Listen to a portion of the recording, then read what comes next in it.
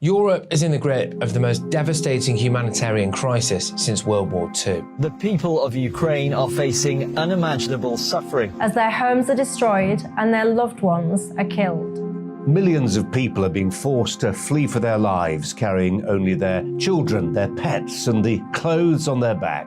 The pain, loss and destruction grows by the day. The people of Ukraine urgently need our help. Already a vast humanitarian operation is underway. Britain's Disasters Emergency Committee, or DEC, brings together 15 leading aid charities to respond to overseas disasters quickly and efficiently. These charities include the British Red Cross, CARE, Oxfam, Save the Children and World Vision. Their teams are working on the ground in Ukraine and neighbouring countries to bring vital aid to those who need it most.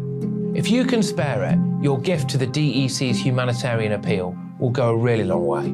£10 provides essential hygiene supplies for a person for a month. £50 provides blankets for 4 families. £100 provides emergency food for 2 families per month. It's easy to give. You can donate online at dec.org.uk or call the 24-hour donation line on 0370 60 60 900. If you prefer to send a cheque, please post it to the Ukraine Humanitarian Appeal, PO Box 999, London, EC 3A 3AA. To give £10 on your mobile, simply text the word crisis to 70150. Standard network charges apply for calls and you must be 16 or over. Texts are charged at the standard network rate and your £10 donation will be added to your bill. 100% of your donation goes directly to the DEC to save lives and deliver critical support where it's needed.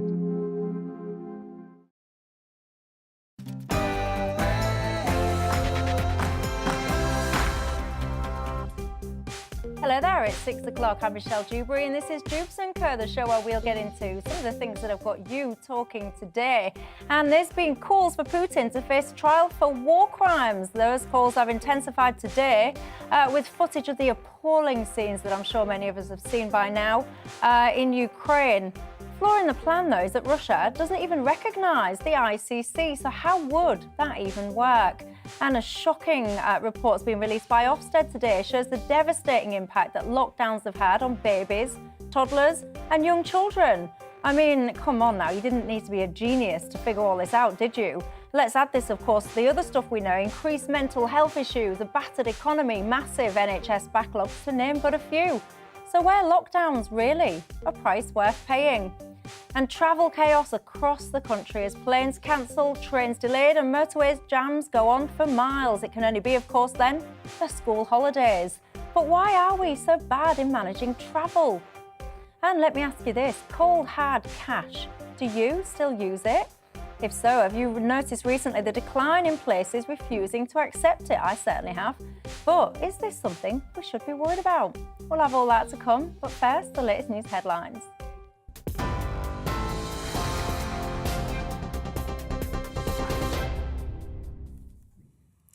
Michelle, thank you. The top stories this hour. The Foreign Secretary has said Russia cannot remain a member of the UN Human Rights Council, given what she says is strong evidence of war crimes in Ukraine. The group Human Rights Watch say they've collected evidence of Russian forces committing war crimes in multiple Ukrainian cities, including gender-based violence and executions of civilians. Images from the town of Bucha on the outskirts of Ukraine's capital, Kyiv, show a mass grave in the grounds of a church. The Kremlin denies any accusations related to the murder of civilians. But Liz Truss has described the attacks on civilians as heinous butchery and urged international leaders to strengthen sanctions. We need to announce a tough new wave of sanctions. The reality is that money is still flowing from the West into Putin's war machine, and that has to stop. In Brussels, I will be working with our partners to go further, as has been advocated by Dmytro, in banning Russian ships from our ports, in cracking down on Russian banks, in going after new industries, filling Putin's war chest. Well, a little earlier, the Foreign Secretary, Liz Truss, called for tougher sanctions on Russia. You saw what happened in Bucha. this warrants him, he is a war criminal. But we have to gather the information. We have to continue to provide Ukraine with the weapons they need to continue the fight. And we have to gather all the detail so this can be have a war crime trial. This guy is brutal. And what's happening in Bucha is outrageous. And everyone's seen it. Well, that was Joe Biden calling for a war crimes trial over the civilian killings in Bucha. Meanwhile, the mayor of Kyiv has advised residents who evacuated to safer regions to wait several more days before they return to the capital. The mayor, Vitaly Klitschko, says the delay is due to a region-wide curfew and unsafe, unexploded weapons in the streets. It comes as Ukrainian officials say they retook control of the Kyiv region over the weekend. US intelligence reports show about two-thirds of Russian forces around the capital have withdrawn, with many of them regrouping in Belarus. In other news today, environmental scientists are warning that without immediate action to cut greenhouse gases, we'll face the catastrophic impacts of climate change. A UN report says it's necessary to keep temperatures from rising above 1.5 degrees by substantially reducing the use of fossil fuels. The UN Secretary-General, Antonio Guterres, says the world must triple the speed of switching to renewables. The jury has reached a verdict, and it is damning. This report of the Intergovernmental Panel on Climate Change is a litany of broken climate promises. It is a file of shame, cataloguing the empty pledges that put us firmly on track towards an unlivable world. We are on a fast track to climate disaster. Antonio Guterres. Well, the government's former ethics chief has apologised after being fined over the Partygate scandal. Helen McNamara, who used to be the Deputy Cabinet Secretary, said she was sorry for the error in judgment after she received a £50 fine in connection with the Leaving Party held in the Cabinet office during the 2020 lockdown in June. 20 fixed penalty notices have been issued as part of the police investigation into COVID rule-breaching parties in Westminster. The Prime Minister's spokesperson says Boris Johnson has not been fined.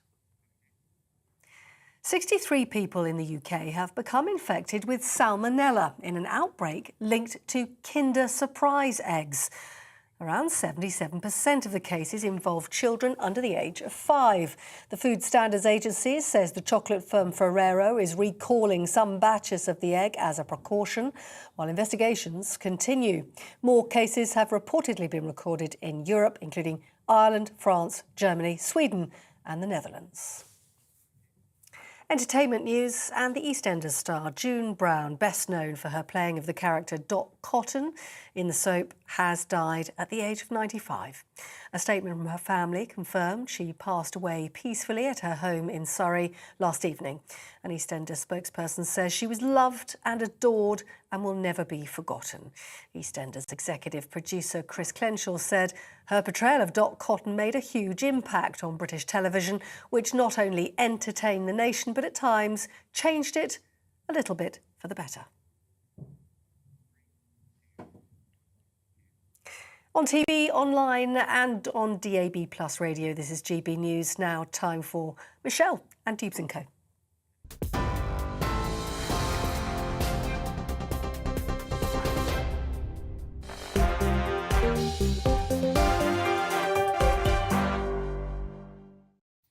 Thanks for that, Polly. I mean, goodness me, is nothing safe anymore? Kinder eggs, everything seems to be a risk at the moment, doesn't it? Well, keeping me company until 7 o'clock tonight, my panel. We've got commentator Andrea Walker, Mo Lovett, who's a writer and researcher, Nigel Nelson, who's the political editor at the Sunday People.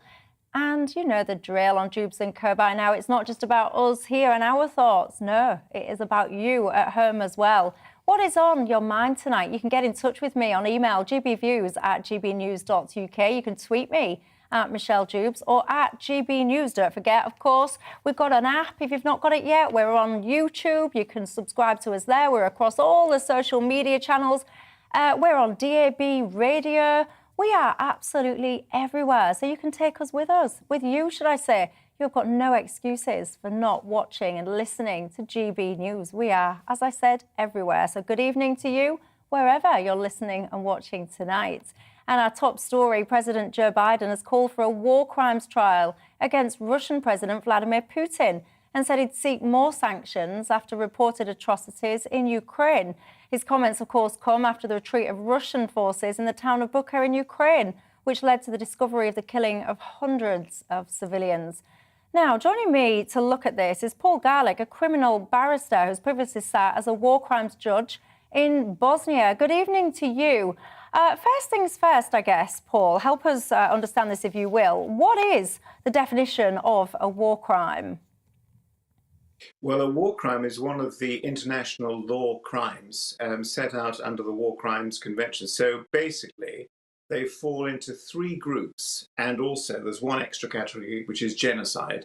So there are crimes against peace, that's planning or preparing or initiating aggression or war. And then there are atrocities against persons or property which constitute violations of international criminal law, murder, ill treatment, and the difference between war crimes, as we describe them, and crimes against humanity is that war crimes can be committed in moments of armed conflict, like Ukraine, whereas crimes against humanity can be committed at any time. And with crimes against humanity, they have to be committed against a whole range of the civilian population. So that distinguishes the various categories of war crimes. And Paul, where would a trial such as this actually take place? Well, there are a number of venues. The first one that springs to mind, of course, is the International Criminal Court. There are difficulties there because of the jurisdiction of the International Criminal Court, but they can be overcome, certainly, because Ukraine has on 2 occasions now accepted the jurisdiction of the International Criminal Court, although it's not actually a party to the statute that set up the International Criminal Court. Twice now, latest in 2015, they accepted the jurisdiction of the International Criminal Court, and that's sufficient for the prosecutor, as he has, to commence an investigation and to launch a case against individuals, because the cases in the International Criminal Court are brought against individual people rather than the state. Yeah, I mean, you mentioned individual people there, but, you know, some people might be familiar with the case of the Sudanese president. He had a warrant essentially put out against him by the ICC. I think it was back in 2009. He turned around and I think his direct quote was they could eat it because he didn't recognise their remit and still hasn't kind of faced the consequences. So it sounds good. And I mean, everyone's seen these atrocities. But in essence, you know, I'm trying to figure out what this would actually look like. If the ICC did indeed deem that Putin was guilty of this, you know, these war crimes, how would you then enforce it? They don't have their own enforcement arms. So what would it practically look like? Well, they do have their enforcement arm. It's through the United Nations, but unfortunately, it's through the Security Council of the United Nations, and the big difficulty is that Russia has a veto there. But the biggest problem with these cases is getting the defendants actually within the geographic court. Trials in the absence of a defendant are very unusual, and in fact the International Criminal Court has never conducted a trial in the absence of a defendant, because one of the articles of the statute that set up the International Criminal Court appears to expressly reject the possibility of a trial without the defendant being present. It actually says the accused shall be present during the trial. But that could be interpreted in such a way that if someone deliberately absents themselves and refuses, they could possibly have a trial in absentia.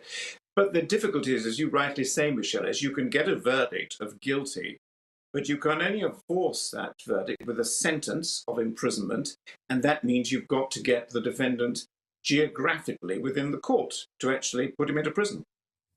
Yeah, and there's no question about it. You couldn't extradite Putin or anybody else from Russia. They just wouldn't agree to handing him over.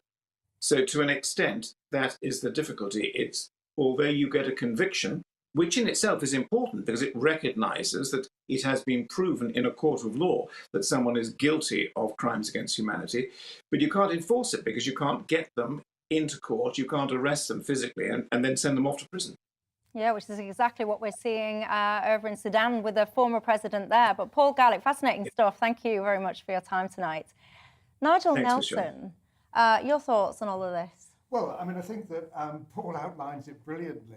And the real problem is when you work out how you're going to get Putin to an international criminal court, only way of doing it is if Putin actually falls.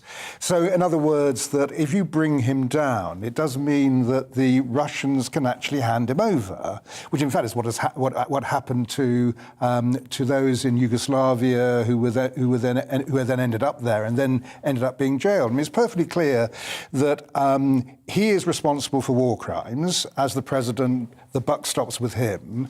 You'll have an awful lot more individuals on the ground who will also quite clearly responsible for atrocities. Well, he's going to have to go through a trial, and that's got to be. Yeah, I mean, yes. I mean, okay, let's not prejudge the trial, but there is a case against him, and thank God for the international media who've been out there who can verify what is being claimed there.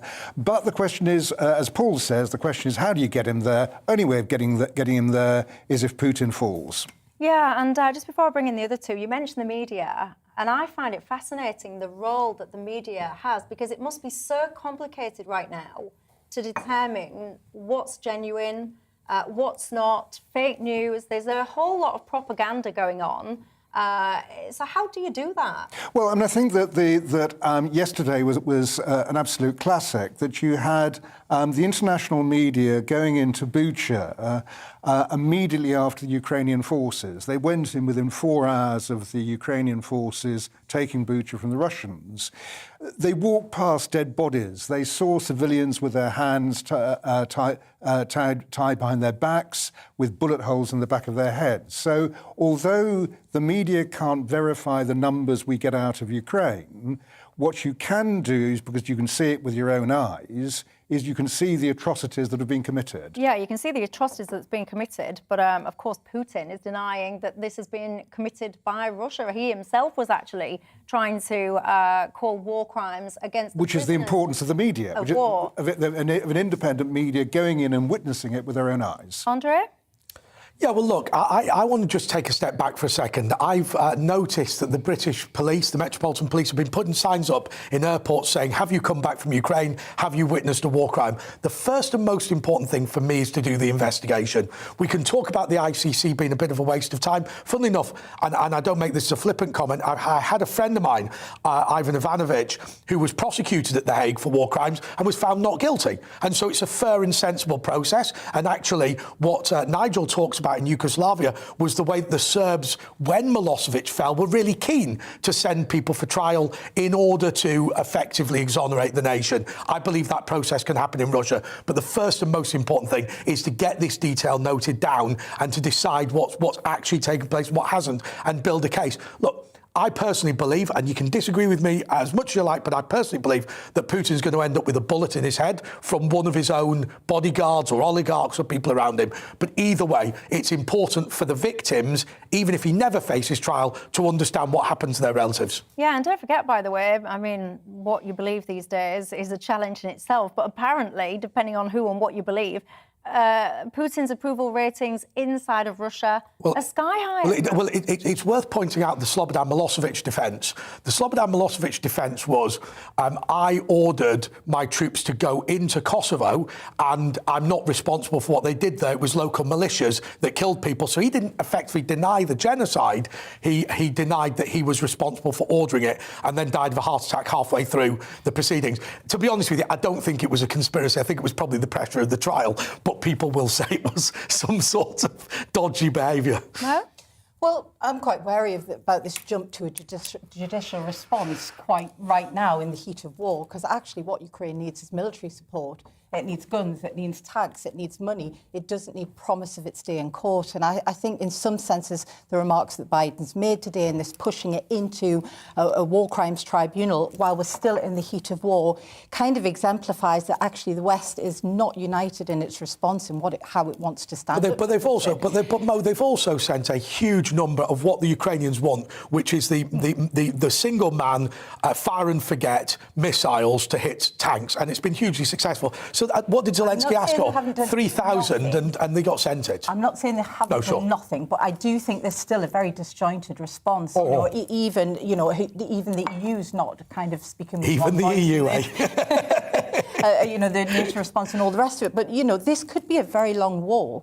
We're right in the heat of it right now. And I do think the media does have a role. As Nigel said, they go in, they document, they report on the atrocities, and all of this is very important for prosperity. But actually, what Ukraine needs right now is guns and tanks and money, not lawyers and tribunals. But actually, Nigel, people have seen, those scenes that we've been seeing in Bucha, they are just horrendous. I mean, you can see them uncensored on social media, and they're heartbreaking. And many people have seen these images and called again for the West to do more.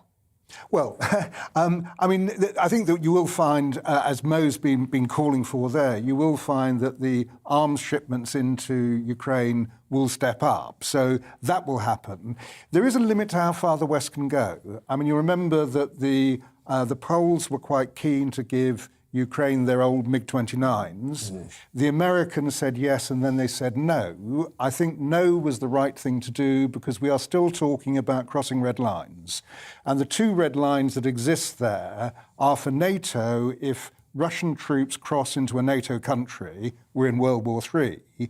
The red line when it comes to Russia is you mustn't use weapons that can hit Moscow, and a MiG-29 can. So from an international diplomatic position, you must keep the war contained in Ukraine. Horrific though it is. But was Liz Truss talking about that today? Hold that thought. You bring me up nicely. I'm so sorry. You are absolutely right, Andrea. Liz Truss, of course, Foreign Secretary, was indeed speaking today. Let's have a listen. We need to announce a tough new wave of sanctions.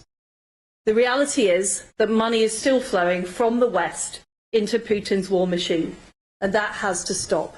In Brussels, I will be working with our partners to go further, as has been advocated by Dmytro, in banning Russian ships from our ports, in cracking down on Russian banks, in going after new industries, filling Putin's war chest. Andrea, there you go. Good segue. She was indeed speaking, basically, to paraphrase, calling for more pressure sanctions. Your thoughts? I felt the totality of that was a significant step up. I mean, when she was talking about weapons, the word defensive weapons appears to have... The first bit has been dropped and we're now just talking about weapons. I personally think that there's a couple of things going on. I think that the West smells blood. I think they're starting to feel that Putin's starting to lose badly and now it's all time to jump on board and be part of the victory. But I also think the outrage of the genocide, and I think the number of people now who are comparing this situation to the situation with Adolf Hitler, rightly or wrongly, people are thinking to themselves, we let him away with it, and in the end it was far too late for millions of people by the time we got involved. Now, the concern of people watching this is everything that I've just laid out is World War III. Yeah, and that is absolutely the problem. That the game plan for the international leaders has got to be to really tighten the noose on Russia, what Liz Truss has just been talking about. That means extra sanctions, that means lethal weaponry that we are sending there, but not to cross the line to go to what you're talking about, a nuclear war. Yeah, and Russia, of course, they're seeking a UN Security Council meeting. They are saying that the videos, etc., that you saw over in places like Bucha, it wasn't the Russians that did that. So they're trying to get their side of the story ahead, Mo. Yeah, I mean, there's clearly a kind of propaganda war playing out in the media as well. I think, being sceptical is perhaps a little bit of a dangerous step here because there's a difference between kind of out and out lies in the media and we've seen Zelensky talking up his game and we've talked about, there is always going to be the first casualty of war, of course, is truth. But those images are not faked, as some people have been, some of these madder takes on social media would have have us believe, and they will be documented. And as I say, they will be there for historical record that these things have happened. But of course, this is what happens in war. Zelensky is playing to the media a lot. He's winning the information war, I think, hopefully not at the detriment of winning the actual war. And Putin is probably winning the war in his own country. But we can see it from the outside, and hopefully we can... But can I throw this slight political hand grenade in? I think a lot of people that I speak to, a lot of people on my Twitter feed, a lot of people who watch GB News are going to say the behaviour of the European Union in Northern Ireland was terrible and potentially would have created conflict there if people hadn't have stepped in. And they can understand why people in Ukraine are saying that the behaviour of the European Union in Ukraine would cause conflict. My argument is, I don't think Ukraine should join the European Union or NATO, but at the same time, there has clearly been behaviour by Russian soldiers which is genocidal. And Vladimir Putin has just conscripted another 135,000 young people into the military, basically to die at the hands of professional soldiers in Ukraine. It's shameful. Why do you bring the EU into it? Because they've been worse than useless. But no, I bring the EU into it and NATO into it because I just feel that there are plenty of people who are really angry with the behaviour of NATO and the European Union. But I just think it's important to point out there's no moral equivalence here between what the EU has done and what should NATO Putin's done. do that they're not doing while avoiding World War III?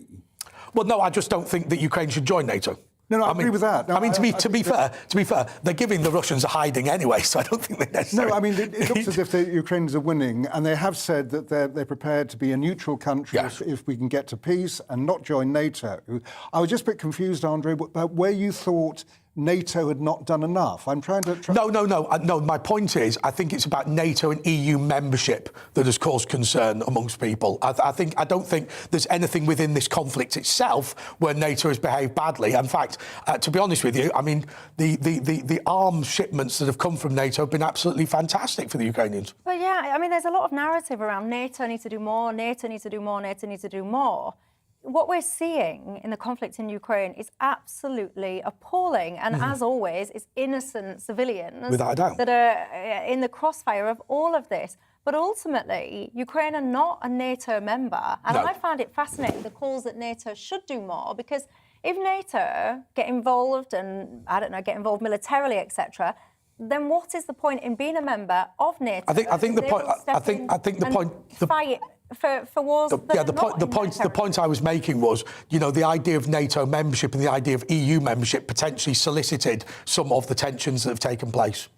I mean, I think it has exposed the weaknesses in these international organisations. I really do think that. And I think Nigel makes a good point, because there is a real consideration here to make. Do we just bow down before a nuclear power and say you can do whatever you like and you can trample over a sovereign country, as they have done in Ukraine? Or do we escalate tensions and risk a World War III? It's an incredibly difficult situation, and I wouldn't like to be in the firing seat. But one of the things that I really would guard against is trying to make too many historical comparisons. Yes. Because actually we're into a very different geopolitical era. Although, right now. Mo, I'm going to say this to you, Ukraine is probably the world's only former nuclear power. Now, let's just be clear, when they had the Black Sea Fleet, which was probably unsustainable, they wouldn't have been invaded by anybody. And some might also say as well that when they gave up those nuclear weapons, there was various promises being made at that time that are now not being kept.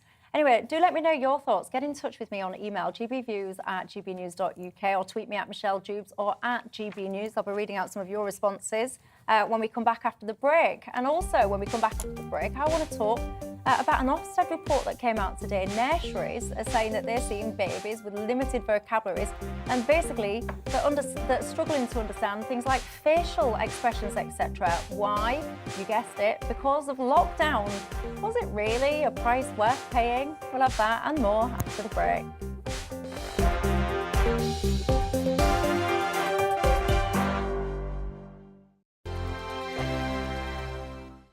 Europe is in the grip of the most devastating humanitarian crisis since World War II. The people of Ukraine are facing unimaginable suffering as their homes are destroyed and their loved ones are killed.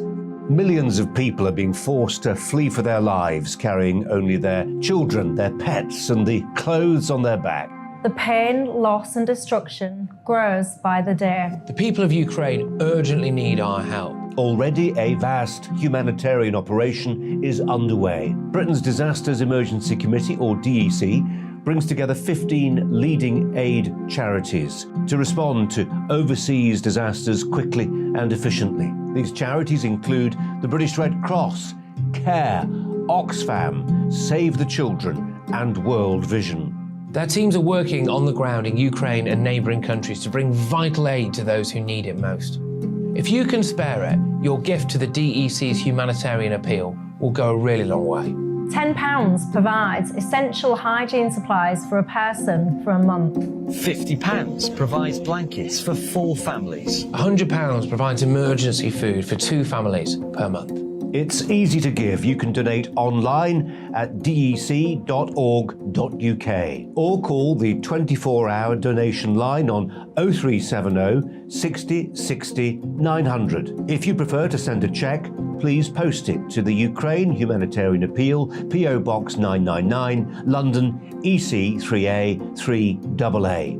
To give £10 on your mobile, simply text the word crisis to 70150. Standard network charges apply for calls and you must be 16 or over. Texts are charged at the standard network rate and your £10 donation will be added to your bill. 100% of your donation goes directly to the DEC to save lives and deliver critical support where it's needed.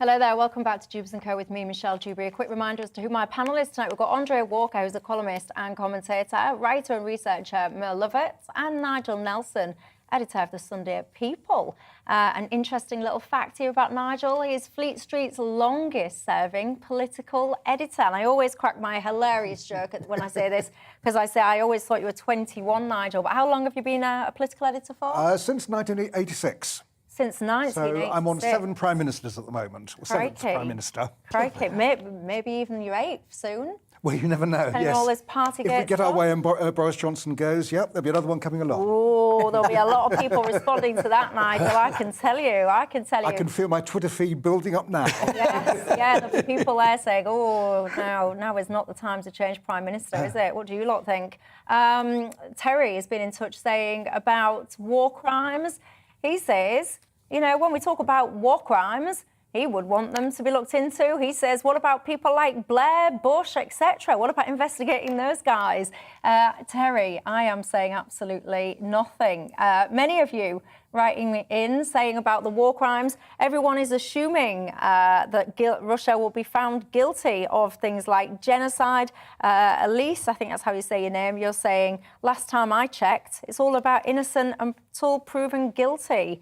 There's also a sense, I have to say, that many of you writing in, Stuart says, no offence to you, Nigel, but the mainstream media have lied to us so much and so often in the past just in order to get a headline. Now, how do we believe a thing they say? Mo is shaking her head. Why are you shaking your head, Mo?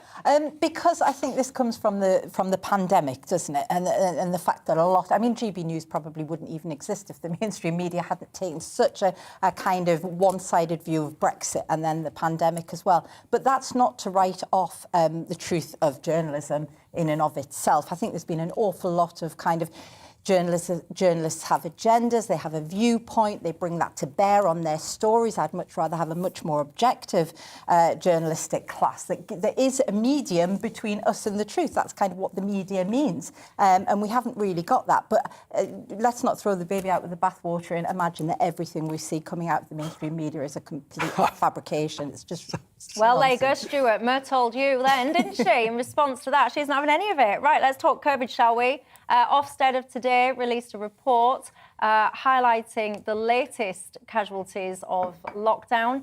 Young children. I mean, kids are starting nursery now. They can't understand, like facial expressions. They've got limited vocabularies, etc., etc. You know what? At the end of the day, this is just the latest casualty because gynecology waiting lists in England have risen by 60% during the pandemic. We hear, don't we, all the time about mental health crises. We know we've got the NHS waiting list. We've seen the economy absolutely decimated. Really? Nigel, was lockdown worth it?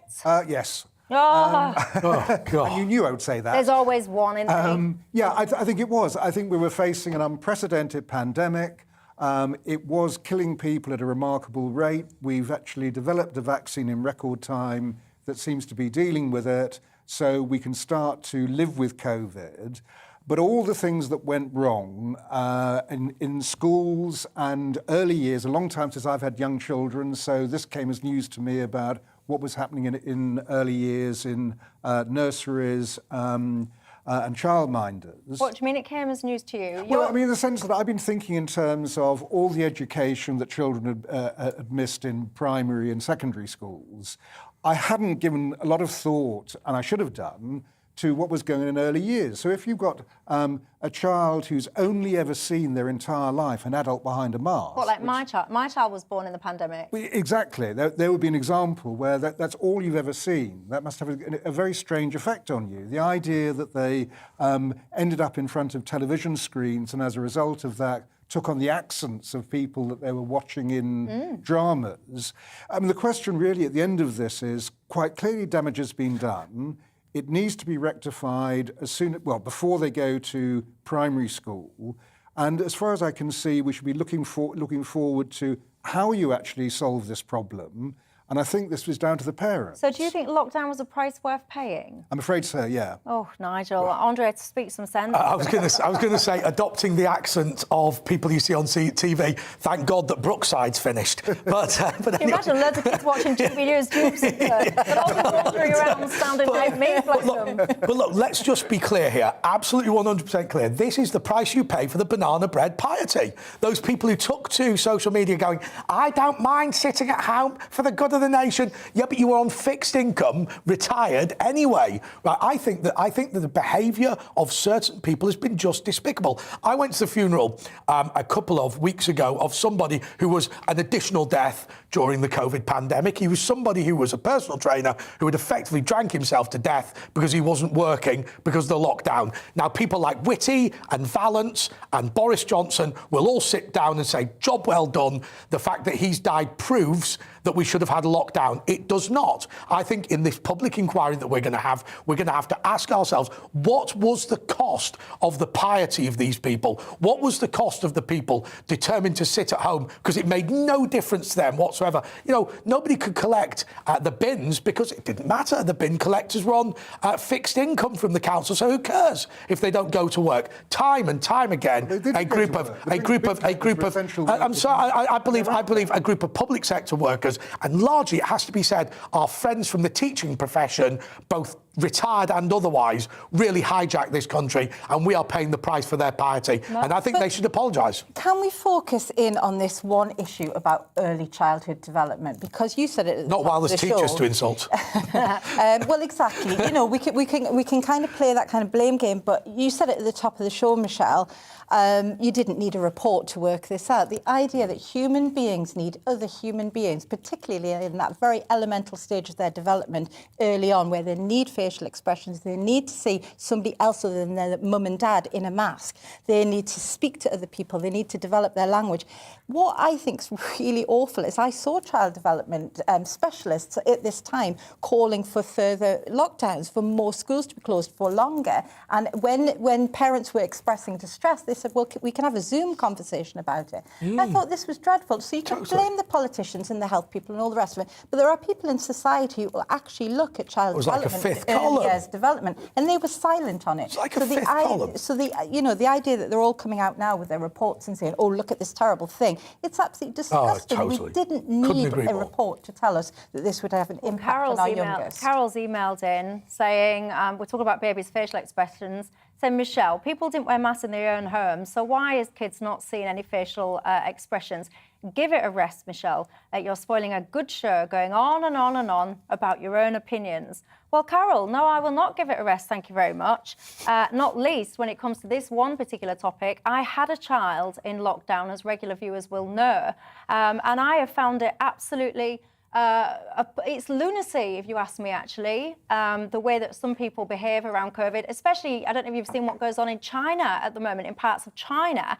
I'll look at you, Nigel, because I wonder if you'd agree with this. In China, currently, as we speak, by the way, they are separating children and babies who have tested positive for COVID. So if a baby and a child has tested positive for COVID and no one in their household has, they're taking the babies and the children off the parents to put them into quarantine isolation. And I find it sickening, actually. And when I look, you know, I remember actually when I saw my child for the first time, you know, long story short, we had some health problems. My son was in intensive care for a long time. And they was telling me, you've got to wear a mask. And I said, no, I will not see my child for the first time. My child sees mummy for the first time with me with a stupid square of stupidity on my face. Well, I mean, I said no. And you had every right to actually say that. I mean, that is your choice and your child, and we're not responsible for what is going on in China. What we were talking about is whether or not the measures here were proportionate given the threat. I don't. And an awful lot went wrong. I think we actually locked down too late in the early days, and we raised lockdown too early. But if you think back to the beginning of all this, Patrick Vallance, chief scientific advisor, he was talking about a good result being 20,000 deaths. We ended up with over 160,000 deaths. Had we not taken some of the measures we did... Those 160 didn't die all because of COVID, by the way. They weren't all exclusive COVID deaths. I mean, you can argue this about flu, that in fact in this country only 1,500 people actually die of flu a year. It's other things that go with it. But we say that flu is the cause of around 20,000 deaths. But may I make a point? And you know, maybe this is darting off topic, but after the Tony Blair Children's Act, it is simply not true to say that Michelle had a right to see her child without PPE. It is the responsibility now legally of the state to make a decision of what is in the child's best medical interest, not the parent. Had those doctors told her that she was required to put a mask on or not see the child, had those doctors also made a medical assessment to say that it was dangerous for her to see the child, she would not have seen the child. And the court has upheld that on multiple occasions. By the way, I personally think the Children's Act should disappear. I think it's abusive, but that is the legal position.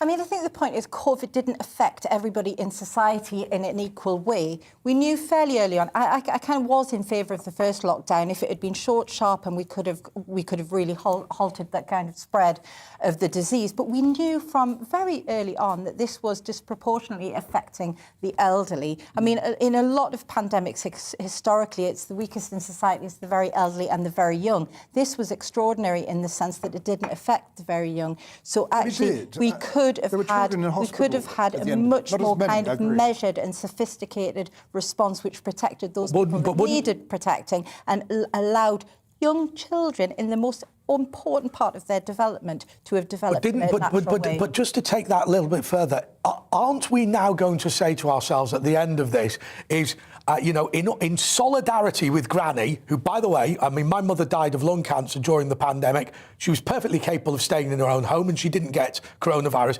In solidarity with her, we were banning children from going to school for no medical reason whatsoever. Well, but there is a good reason for that. The trouble is, I mean, this goes back to our children in nurseries and so on. Children catching COVID, took it back home, infected their parents, and then infected their grandparents. Now, until the vaccination came in and gave us all a measure of protection, that was Nigel. For many people, it was perfectly possible. I appreciate not for everybody, for Gran and Grandad to isolate whilst younger members of the family went out. My own family, we put a ring of steel around my mother because of the lung cancer, but we also wanted her grandchildren to go to school. You can do both. There's no reason why you can't do both. Well, you can do both, but a lot of both wasn't happening, and that was the difficulty. The kids have still got to go home to their parents in the evening, and if you look at the infection rates as it went up in schools, then it also went up in the age group of young parents. Yeah, you will have seen this, I'm sure you might have seen it. A Johns Hopkins study said that actually COVID lockdowns and measures, etc., only reduced deaths by 0.2%. Make of that what you will. Anyway, going to take a quick break now. When we come back, I want to talk to you about travel, of course. Oh, there's not a break. They're shouting in my ear, don't go to a break. Oh, well, there you go. There's no break. I thought I was going to have a second then to have a good slurp of my cup of tea, but obviously not. So let's talk, shall we then? Easter holidays, of course, the first day of that. Everyone's trying to get off on holidays. Don't blame me, quite frankly. Lots of us haven't had a holiday for quite some time, but hold your horses, my friends, because if you were excited about your holiday, you might have been stuck in queues. We've had queues everywhere. Flights cancelled, Eurotunnel, delays, you name it. There have been problems. Mo, why do we seem to have these levels of problems all the time in this country when it comes to travel? It's quite funny, isn't it? A lot of the travel companies are saying it's because of COVID, and I think EasyJet have said there's insufficient staff to meet the rising demand. I mean, I just don't buy that at all. It's always chaos at the Easter holidays every year, even pre-COVID.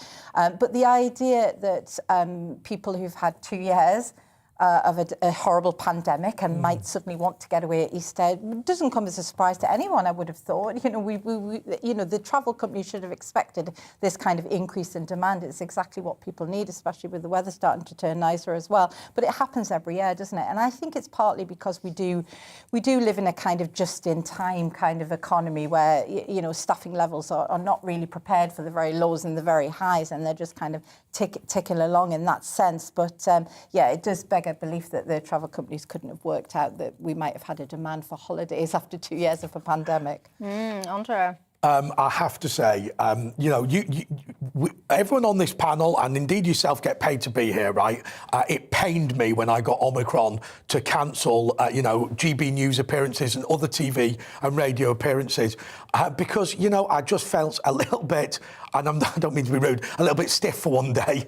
And no, that wasn't rude. A little bit stiff for one day and a little bit tired, and that was it. And look, my instinct is to say that if you've got coronavirus, you probably shouldn't work in an airline. But at the same time, because of the closed environment, but at the same time, you can't get away from the fact that this Omicron now is so mild that, you know, I don't understand why people can't keep moving. We've got to get back to work. And at some point, we've just got to get on with this whole thing. And I get the way that BA have been more organised, because BA are more organised. What's the matter with you? What are you laughing at, I just Nigel can't Nelson? believe I'm hearing this. What? Well, Andrew's saying it, so I mean, yes, I can.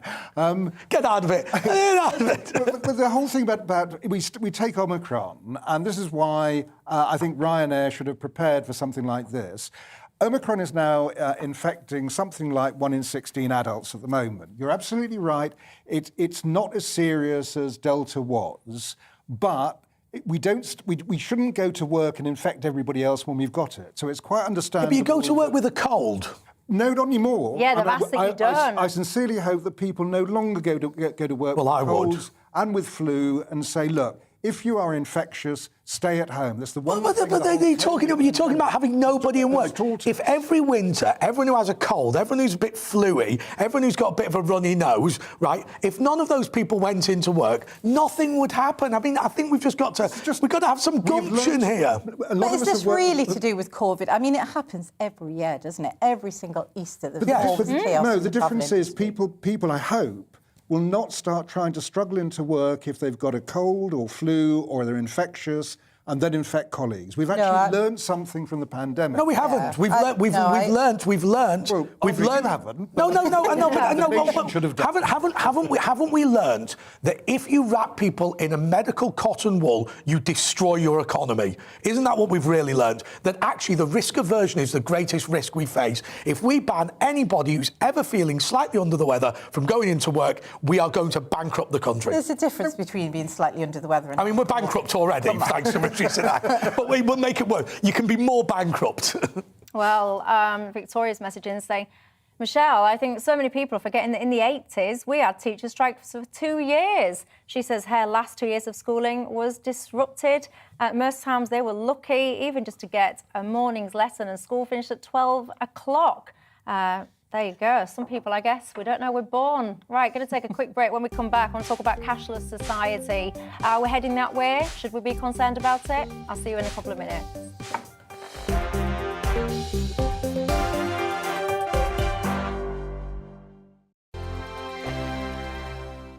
Europe is in the grip of the most devastating humanitarian crisis since World War II. The people of Ukraine are facing unimaginable suffering as their homes are destroyed and their loved ones are killed. Millions of people are being forced to flee for their lives, carrying only their children, their pets, and the clothes on their back. The pain, loss and destruction grows by the day. The people of Ukraine urgently need our help. Already a vast humanitarian operation is underway. Britain's Disasters Emergency Committee, or DEC, brings together 15 leading aid charities to respond to overseas disasters quickly and efficiently. These charities include the British Red Cross, CARE, Oxfam, Save the Children, and World Vision. Their teams are working on the ground in Ukraine and neighbouring countries to bring vital aid to those who need it most. If you can spare it, your gift to the DEC's humanitarian appeal will go a really long way. £10 provides essential hygiene supplies for a person for a month. £50 provides blankets for 4 families. £100 provides emergency food for 2 families per month. It's easy to give. You can donate online at dec.org.uk or call the 24-hour donation line on 0370 60 60 900. If you prefer to send a cheque, please post it to the Ukraine Humanitarian Appeal, PO Box 999, London, EC 3A 3AA. To give £10 on your mobile, simply text the word crisis to 70150. Standard network charges apply for calls and you must be 16 or over. Texts are charged at the standard network rate and your £10 donation will be added to your bill. 100% of your donation goes directly to the DEC to save lives and deliver critical support where it's needed.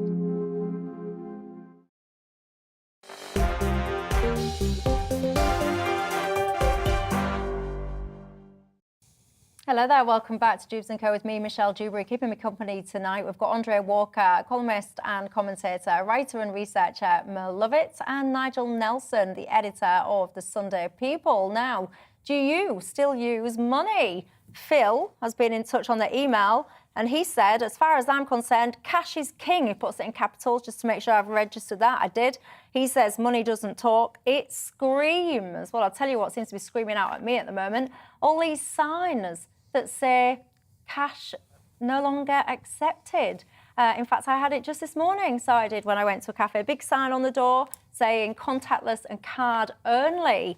It doesn't really bother me because I like using my card, but for many, it is a problem. Andre, should we be worried about this? Is there a push to get rid of cash? Well, I've got a bit of mixed emotions on this because I've been doing a huge amount of work in Ukraine and we've been buying up all of the old cash trucks that used to drive around the bars and using them for humanitarian aid for people who are driving through areas where there's small arms fire. So in a sense, I've kind of benefited from it a little bit. But look, I think people need to have a level of choice. The number of places that I've noticed that are refusing to take cash is relatively small. I've got to be honest with you, and I think everybody who knows me knows this. My favourite pub is Wetherspoons. Man the people. Unlike you, Nigel. Right, man the people. And to be honest with you, I just use my Wetherspoons app to order at the table because I'm incredibly lazy. So, look, I like cash. I believe it's a great tradition, but I don't use a huge amount of it. And Mert, Peter has just written in, and he makes a very key point indeed. He says, Dewbs, do not confuse a cashless society with a digital economy. They are very different. He says, I would have personally no objection to a cashless society. I would encourage it, in fact, but I'm very against a digital currency and economy. And I think that's interesting what he says, because there is a lot of concern around people that actually this whole kind of getting rid of cash isn't just about the transaction of cash. It's more about a movement towards digital, whether that's digital currency, whether that's digital ID, etc. Your thoughts? Yeah, absolutely. I think there is a tendency to conflate all of these issues, mind you, I do think. And I think that we would be helpful to kind of try and differentiate between them. I mean, personally, I don't care if I pay cash or card. It's whether I can afford it is kind of my problem with this massive cost of living crisis at the moment. True. I think that's first and foremost on people's minds. But, I mean, certainly digital currencies, there are issues around that in terms of democratic control. You know, we've just had a fight for national sovereignty sovereignty. We've got one going on in Ukraine now. If you don't have that kind of ability to control currencies at the national level, then I do think there are some problems there. But I think this idea that we're going to move to a digital economy, that there's going to be a cashless society, and therefore we'll all be in some kind of Chinese-style social credit system is a little bit for the birds. Again, I think it's people running away with themselves, being impacted by the pandemic, reading too much into these things. And we can tackle anti-democratic and authoritarian things as and when we are confronted by them. But coming back to the cash issue, so many people in rural communities, elderly people, actually there's quite a lot of informal economy goes on at kind of the lower end. And I think this report that you talked about, Michelle, says that, you know, households over £50,000 a year are much happier with a cashless society than those that are kind of trying to budget. I love that. What did you say in the No, I love the way you said informal economy at the lower end. That's what we used to call cash in hand. I know. But, you know, you tip the pizza man, or you tip your hairdresser, or, you know, there was a woman on the train today, she was really distressed, and she was actually kind of talking out loud about how the fact she had no money. And I thought, God, if I had a fiver, I'd probably slip it in her hand as I walked out the tube. But I didn't have a fiver. I'd have walked the other way and bought a savoury. Homeless people. You know, it's a bit scary, I think, on that front, that beggars are now walking around carrying sort of card readers. Yeah. If you haven't got cash. When I knew I was doing this item, I actually looked in my wallet and I didn't have any cash in it whatsoever. I can't remember the last time I've used cash, so I went straight to an ATM, so I've got it. I just feel more comfortable with it. And for the 10 million people who prefer to use cash, of course they have a right to carry on with it. I mean, if they find it, if they're on low income, often it's easier to budget, even if you put your grocery money in a jar, put your gas money in another jar, and your money for pet food for tiddles in the third jar. If that helps you to manage your money better than having a credit card where you're never quite sure how much you've spent, I think you have every... I'll tell you what I've got, and I make this as a serious point. One of these things to put your cards in, simply because... What is that? Well, the thing is, there's loads of people nowadays wandering around train stations and public places with a card reader that steals money from your card as you walk past. And so if you have a metal wallet with your cards in, it's much safer. There we go. It's like Watchdog now, isn't it? Well, there you go. That's Andre's top tip there. Get yourself a metal, I don't even know what that is, a metal card box thing. It's a little metal thing. There we go. Look, no, it's beautiful. Look, there we go. We'll show that. Well, Della has... Loads of cards in there. I'm doing all right for myself. You're flashing all your cards. So you've just said you've got it in a metal box. By the way, if you're listening on the radio, not watching what's going on, Andre's got this metal box basically to stop people nicking his card details, while simultaneously flashing his card details. I don't think you could see them. To the camera. So everyone's going to be pressing pause now, trying to rinse your bank account. As if there's anything in my bank account. Yes, of course, I don't condone such behaviour. Della says a cashless society, Michelle, would mean that every penny spent by anyone would be recorded. It would indeed. Annette has been in contact saying, as a former head teacher and specialist in communication and interaction for 30 years, I found it devastating and heartbreaking to see the damage that was caused to the children by lockdowns. Someone else, I've lost your name now, you've just messaged in saying, stop blaming absolutely everything on lockdown. Someone else has said, Michelle, what you need to do is read the Great Barrington Declaration. I've already read it and I agree with much of it. Mac says, your guest who's saying that people should stay at home with a cold is talking rubbish. I've got to say, it's not him that's saying it. That's the advice that we've been receiving. However, I do agree with you that it's absolute rubbish. Deirdre says, stop telling everyone that your opinion, Michelle, is the only one that matters. I don't think, Deirdre, mine is the only one that matters. I do, however, often think that mine is the most sensible one that you'll hear all night. Anyway, on that note, that's all we've got time for. Thank you very much to my panel, Andre, Mo, Nigel, and thank you to you at home for your company. Have a great evening, and I'll see you tomorrow. Hello again. A wet day to come across Scotland tomorrow, whereas much of the UK will be dry and bright. But it's not just rain for Scotland, because across the north of Scotland we could see some heavy snow, and there is a Met Office yellow warning in place. For most it's turned a lot milder. In between these two weather fronts is some pretty warm air, but this one is sinking south, allowing the cold air to return across the far north. So some wintry showers across Shetland and Orkney. Damp for northern England, particularly to the west of the Pennines. Rain for Northern Ireland and western Scotland overnight. A bit of drizzly here and there across Wales and southwest England, but much of southern England, eastern England will have a dry night. And look at the temperatures. A mild night, but that cold air in place across the far north means there will be a frost and, with that cold air hitting the wet weather, we're going to see more and more snow coming in during Tuesday. Now, initially just over the hills, but coming down to lower levels across Aberdeenshire, Caithness, Sutherland, could cause some disruptions, certainly by the time we get to Wednesday morning. For central and southern Scotland, it will be rain. We'll see rain working back to Northern Ireland later on in the day, but for most of the day dry here, and certainly for most of England and Wales. It's a dry, fine day on Tuesday, a bit brighter than Monday. Some sunshine in the south. Could see temperatures 15, maybe 16 degrees Celsius. That'll feel pretty warm, whereas it'll just be 2 or 3 in northern Scotland, with the snow likely to intensify here during Tuesday night. So we do have that Met Office yellow warning in place across northern Scotland.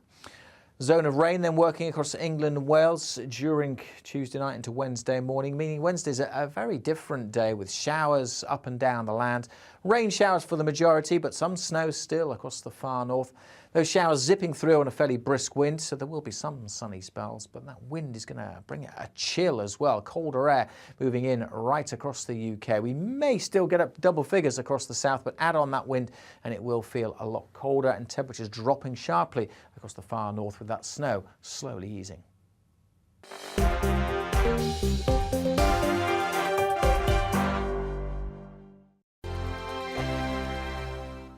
Europe is in the grip of the most devastating humanitarian crisis since World War II. The people of Ukraine are facing unimaginable suffering as their homes are destroyed and their loved ones are killed. Millions of people are being forced to flee for their lives, carrying only their children, their pets, and the clothes on their back. The pain, loss and destruction grows by the day. The people of Ukraine urgently need our help. Already a vast humanitarian operation is underway. Britain's Disasters Emergency Committee, or DEC, brings together 15 leading aid charities to respond to overseas disasters quickly and efficiently. These charities include the British Red Cross, CARE, Oxfam, Save the Children, and World Vision. Their teams are working on the ground in Ukraine and neighbouring countries to bring vital aid to those who need it most. If you can spare it, your gift to the DEC's humanitarian appeal will go a really long way. £10 provides essential hygiene supplies for a person for a month. £50 provides blankets for 4 families. £100 provides emergency food for 2 families per month. It's easy to give. You can donate online at dec.org.uk or call the 24-hour donation line on 0370 60 60 900. If you prefer to send a cheque, please post it to the Ukraine Humanitarian Appeal, PO Box 999, London, EC 3A 3AA. To give £10 on your mobile, simply text the word crisis to 70150. Standard network charges apply for calls, and you must be 16 or over. Texts are charged at the standard network rate, and your £10 donation will be added to your bill. 100% of your donation goes directly to the DEC